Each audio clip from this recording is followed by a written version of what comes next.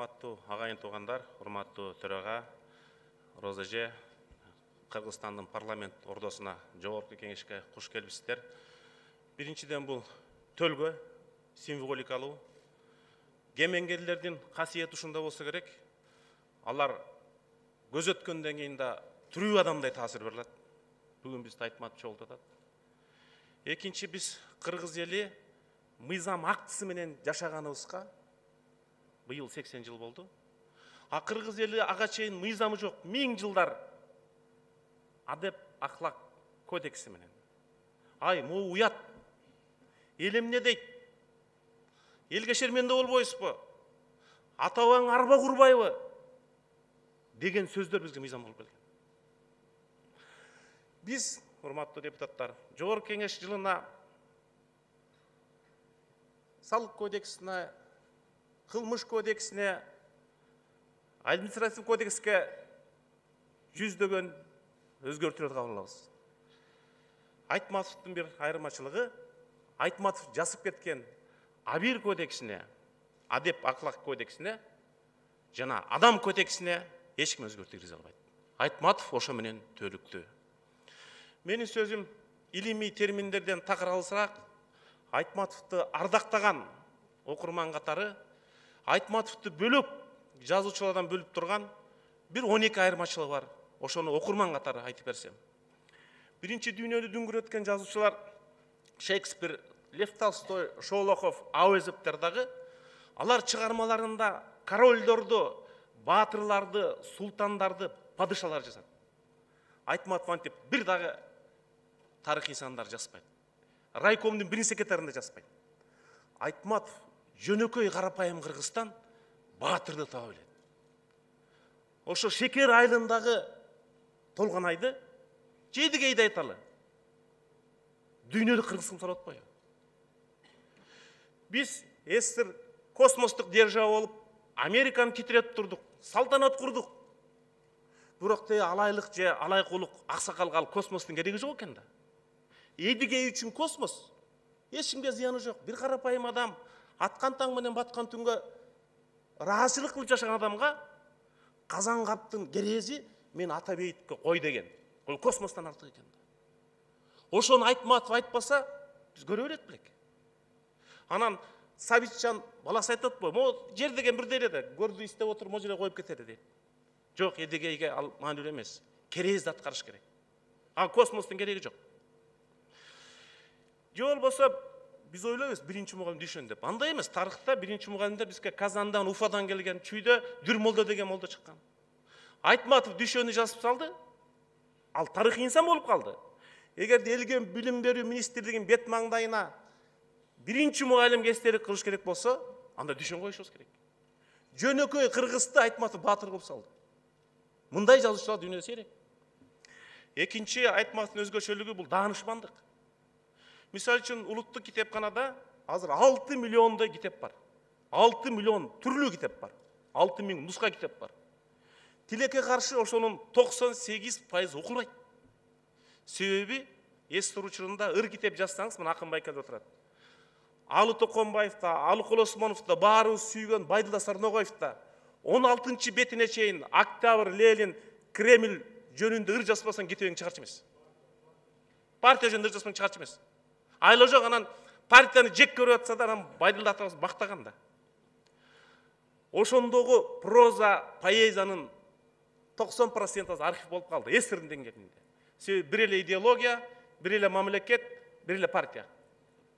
Айтматов ошону көрө билгенсип, Айтматовдун чыгармалары азыр да актуалдуу да. Твардовскийдин айтканы бар. Пушкин бизге бала кезибизде керет дейт. А биз Пушкинди жаш өткөндө карганды түшүнөбүз дейт. Айтматов өзгөрбөйт. Улам окуган сайын биз өзгөрөбүз. Мисалы үчүн мен Гүлсаратты бала кезде атка кызык окучумун. Биздин айылда атчынын Гүлсара деген аты бар болчу. Ошо окшоштура берчүмүн. Студент кезде мен Гүлсаратты сүйүүгө кызыкчумун. Танабайдын сүйгөнү кийин өзүнө сакмалчу болуп келсе, сүйүүсүн айта албай атпайбы? Себеби коммунисттик сезим андан күчтүү болуп кетип атпайбы? Анан эсир урагандан кийин Гүлсаратты окусам, Айтматов сүйүүнү эмес, ат эмес, коммунисттик доор жасалып турду. Айтматовдун юбилейине жакын окусам, Гүлсарат мага Хемингуэйдин «Стариге море» Нобель сыйлыгын алган чыгармасына окшоп кетти да. Өмүр бүтүп баратканда адам эмнени ойлонот? Же биздин жаштагы ошо келаткандык үчүнбү? Айтматовдун үчүнчү өзгөчөлүгү адам жана жаныбар.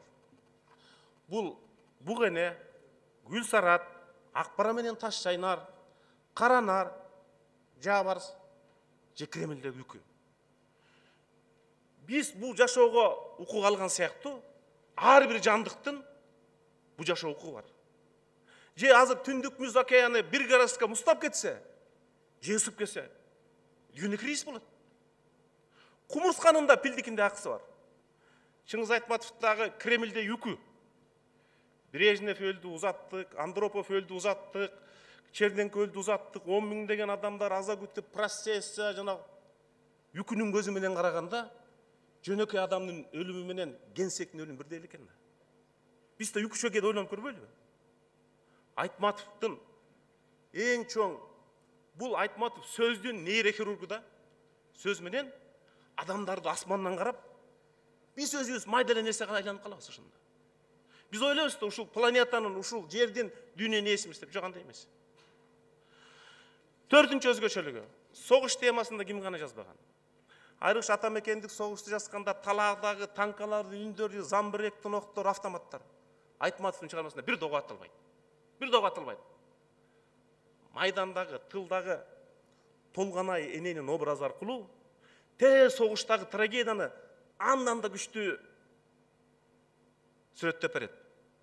Эгерде бүткүл дүйнө биригип, бир энеге эстелик туруш керек болсо, бул Толгонай туруш керек.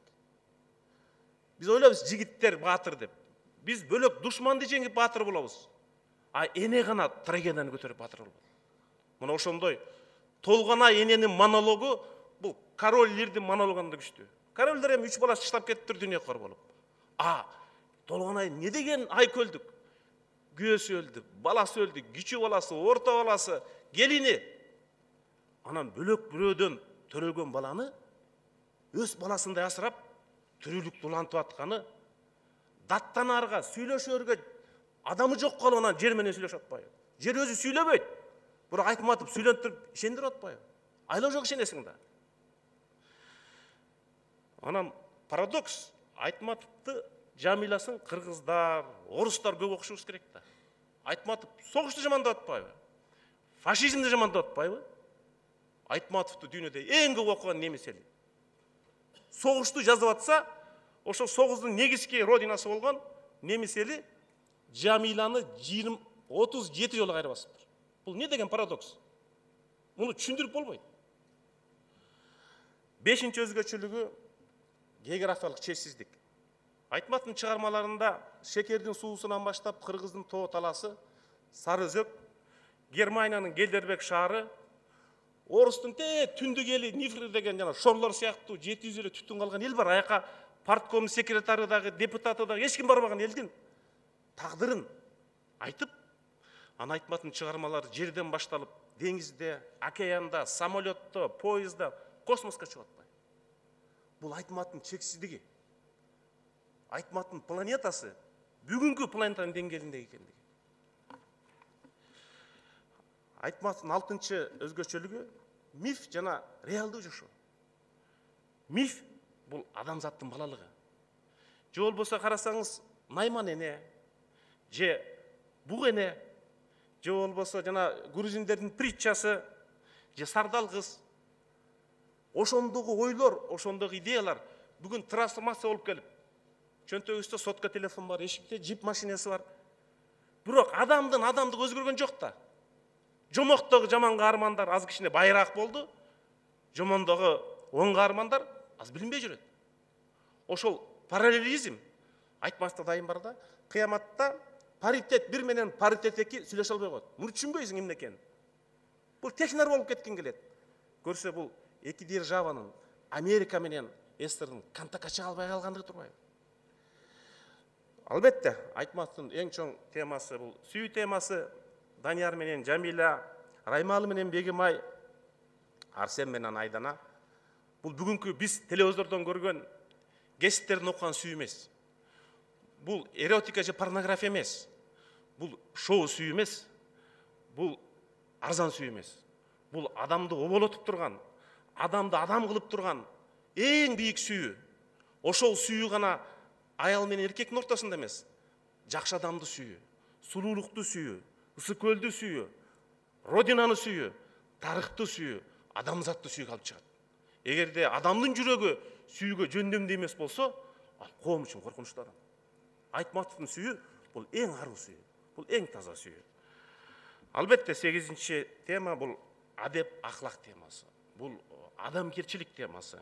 Момунчал менен бала, Дүйшөн менен Танабай, Толгонай менен Едигей, Сейит менен Сейде, Казангап менен Бостон, Арсен.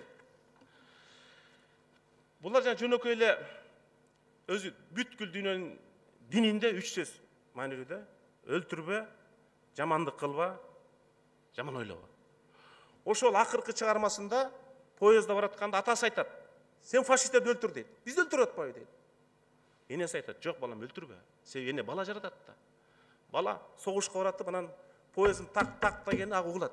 Өлтүр, өлтүрбө, өлтүр, өлтүрбө, өлтүр, өлтүрбө."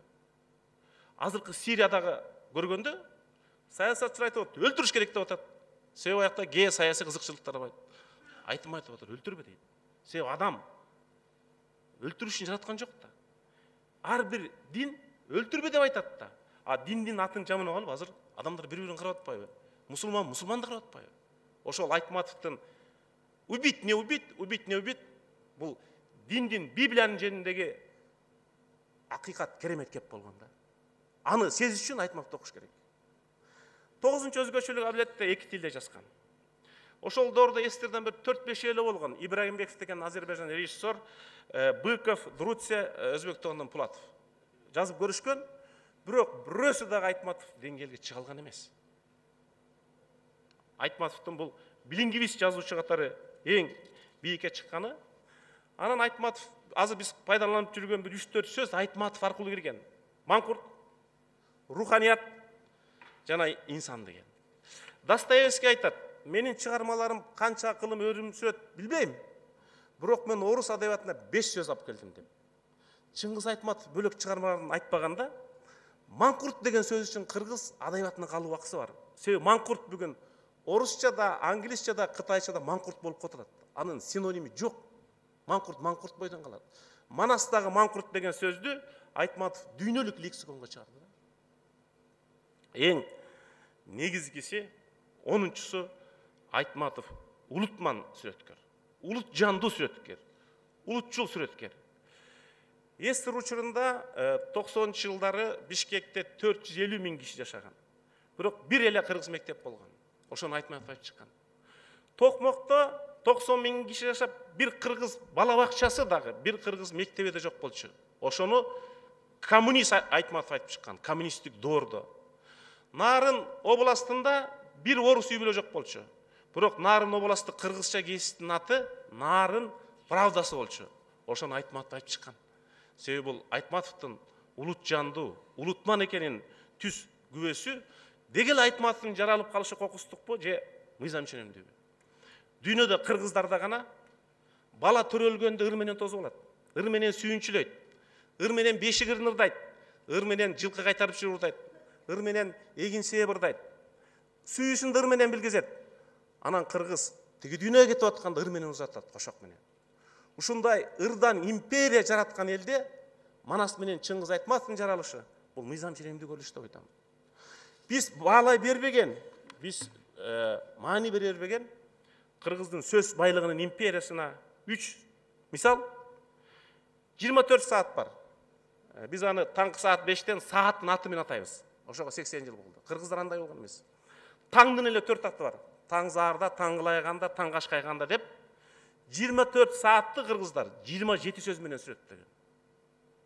Же болбосо орус тили бай тил, жылкыны 20 сөз менен сүрөттөйт. Кыргыздар жылкыны 800 сөз менен сүрөттөйт. 40 эсе көп. Бул империябы? Же империя эмеспи? Анан Чыңгыз Айтматовдон бир орус жазуучу сурап калат 90-жылдары. Кыргыздардан космонавт чыгабы деп. Айтматов жооп бериптир. Саякбай Каралаев турганда бизге космонавт эмне керек деп. Себеби космостук адам да.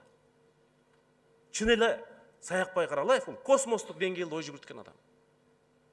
Анан ошол Саякбай Каралаевдин тирүү кезинде Айтматов экөө бир үйдө жашап, Саякбай Каралаевди Каралаевдик деңгээлде сыйлай берген бул Чыңгыз Айтматов болгон. Акыркы эки өзгөчөлүгү Айтматовиада дүйнөсү пайда болду. Чыңгыз Айтматов адабиятты гана көтөрбөй, 60-жылдан ушу бүгүнкү күнгө чейин Айтматовдун чыгармаларын бөлөк искусствонун түрлөрүндө тармагында драмада көтөрүлдү, кинода көтөрүлдү, балетте көтөрүлдү, операда көтөрүлдү, живописте көтөрүлдү, монументалдык искусстводо көтөрүлдү. СССР учурунда 15 союздук республиканын ичинен СССРдин эл артисти деген наамы алган жагынан кыргыздар 3-чү орунда турганбыз. Биринчи РСФСР 100 миллион эли бар. Экинчи Украина 30 миллион эли бар. Анан бизбиз. Бул Айтматовдун чыгармаларын жазып жүрүп, тартып жүрүп, Океев, Шамшиев, Калый Молдабасанов СССР эл артисти болду, Материнский полен алган. Айтматов өзүнчө дүйнө жаратып кетти дагы. Биз Айтматов аркылуу дүйнөлүк руханий бийиктикке чыгалдык. Бул эбегейсиз бакталай. Эң соңкусу Айтматовдук айкөлдүк. Өзү таланттуу адамдар кызганчаак болот. Чын да ошондой да. Айтматов 35 жашында Лениндик сыйлыктын лауреаты болду. 50 жашында социалисттик эмектин баатыры болуп, даңаза болуп турганда, анчагы деле атагы жок адамдарды учкаштырып, соавтор кылып алды. Дайса Кикеда, философ, Калтай Мухамеджанов деген драматургду Казакстанда тааныч. Айтматов экөө бир драма жазгандан кийин анын чыгармалары 50 өлкөгө которулду. Же Шахановду, кыргыз казак элдин мыкты акыны. Экөө диалог кылды, азыр 10-дан ашык тилге которулду.